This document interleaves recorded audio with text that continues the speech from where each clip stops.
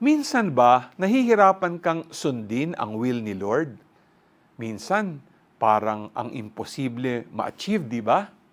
Pero sa gospel natin ngayong araw, makikita natin ang kahalagahan ng salitang obedience. Maraming tao ang naroon sa lugar at hindi nila alam paano pakakainin ng mga ito. Nagbigay ng instructions si Lord sa kanyang mga disciples at napagkasya nila ang pagkain dala ng batang lalaki. Nagkaroon ng isang himala. Sumunod sila kay Jesus kaya napakain ang napakaraming tao.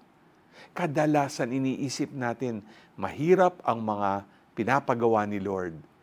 Pero lagi nating tandaan na ang kanyang mga pinagagawa sa atin ay magdudulot ng kabutihan, hindi lamang sa buhay natin, pati na rin sa ating kapwa.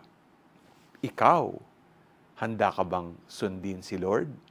G ka ba?